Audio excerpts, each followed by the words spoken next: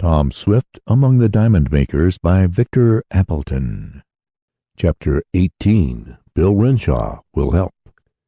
They were all panting from the exertion of the run up the mountain, and the contest with the phantom. A phantom no longer, though. Truth to tell, the struggle was not nearly so fierce as Tom had expected. He thought the ghost would put up a stiff fight. "Got any ropes to tie him with?" asked Mr. Damon, who was helping Tom hold the man down. "Ropes? You're not going to tie me up, are you, strangers?" asked the captive. "That's what we are," exclaimed Mr. Jinks. "We've had trouble enough in this matter, and if I've got one of the gang, perhaps I can get some of the others and have my rights. So tie him up, Tom, and we'll take him to camp." "Oh, you needn't go to all that trouble, strangers," went on the man calmly. "If one of you will get off my chest and the other gentleman ease up on my stomach a bit, I'll walk wherever you want me, and not make any trouble. I haven't got a gun." "Bless my gloves, but you're a cool one," commented Mr. Damon as he complied with the man's request, and got up from his stomach. "But look out for him, Tom. He had a gun, for he fired it in the air." "He hasn't it now," answered the young inventor. "I knocked it from his hand when I leaped for him." "That's what you did," assented the man, as he got up while Tom kept a tight hold of him, as did Mr. Jinks. "What kind of a grizzly bear hug do you call that, anyhow, that you gave me?" "That was a football tackle," explained Tom. "I allus heard that was a dangerous game," remarked the former phantom simply. "Well, now you've got me. What are you going to do with me?" "Take you where we can have a good look at you," replied Mr. Jinks, as he kicked aside the wooden framework in the sheet which had made the ghost appear so tall.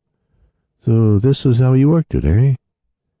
"Yep, that was the haunt, stranger. I made it myself, and it worked all right until you folks came along. I rather suspicioned from the first, when I played the trick over on the t'other side of the mountain, that you wouldn't be so easy to fool as most prospectors are." "Oh, so you're the only ghost, then?" asked Tom. "I'm the only one." By this time they had reached the camp. Tom threw some light logs on the fire, which blazed up brightly.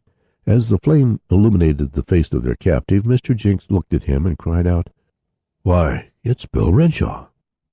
"That's me," admitted the man who had played the part of the phantom. "And thunder turtles if it ain't Mr. Jinks, who was once in the diamond cave with us.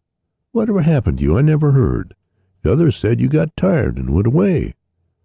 "They took me away, defrauded me of my rights," declared Mr. Jinks bitterly. "But I'll get them back. To think of Bill Renshaw playing the part of a ghost!"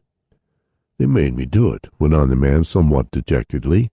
"I wanted to be at work in the cave, but they wouldn't let me." "Is this man one of the diamond makers?" asked Tom in great surprise. "He is. One of the helpers, though I don't believe he knows the secret of making the gems," explained Mr. Jinks. "He was one of the men in the cave when I was there before. He and I struck up quite a friendship, didn't we, Renshaw?" "That's what, and there ain't no reason why we can't be friends now. That is, unless you hold a grudge against me for firing at you. My only shot in the air scare you away. That was my instructions. I'm supposed to be on guard and scare away strangers. I'm tired of the work, too, for I don't get my share. And those other fellows in the cave get all the money from the diamonds." Tom Swift uttered an exclamation. A sudden plan had come to him quickly. He whispered to Mr. Jinks, "Make a friend of this man if possible. He evidently is dissatisfied. Offer him a sum to show us another way into the cave, and we may yet discover the secret of the diamond makers." "I will," declared Mr. Jinks quietly. Then, turning to Renshaw, he added, "Bill, come over here. I want to have a talk with you. Perhaps it will be to our mutual advantage." He led the former phantom to one side, and for some time conversed earnestly with him. Mr. Jinks told the story of how he had been deceived by Folwell and the others who were at the head of the gang of diamond makers. The rich man related how they had taken his money, and after promising to disclose the secret process to him, had broken faith, and had drugged him, afterward taking him out of the cave. "I want only my rights, and that for which I paid," concluded Mr. Jinks. Now, I gather that these men haven't treated you altogether fairly, Bill." "Indeed they haven't. I helped them to the best of my ability, and all I get out of it is to stay out in this lonely side of the mountain and play ghost. They owe me money, too, and they won't pay me either, though they have lots, for they sold some diamonds lately." "Then they're still making diamonds?" asked Mr. Jenks eagerly. "Have you seen them? Do you know the secret?" "No, I don't know it, for they won't let me in on it. I'm always sent out of the cave just before they make the gems. But I know they've made some lately, and have sold them. I want my share." "Look here," exclaimed Mr. Jenks quickly, wishing to strike while the iron was hot. "I'll make you a proposition. Show us how to get into that cave, unknown to the diamond makers, and I'll pay you twice what they agreed to.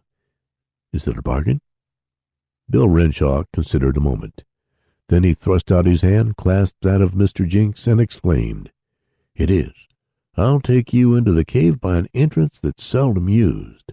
There are 4 ways to get in. The one where the 2 men drove you back is the rear one. The front one is on the other side of the mountain, but it's so well concealed that you'll never find it. But I can take you to one where you can get in, and those fellows will never know it. And what's more, I'll help you if it comes to a fight." "Good!" exclaimed Mr. Jenks. "I think we'll discover the secret of the diamond makers this time." And he went to tell the others of the success of his talk. Bill Renshaw had been converted from an enemy into a friend, and the former phantom was now ready to lead Tom and the others into the secret cave.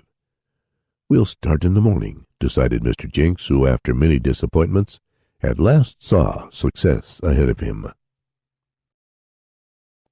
End of chapter 18.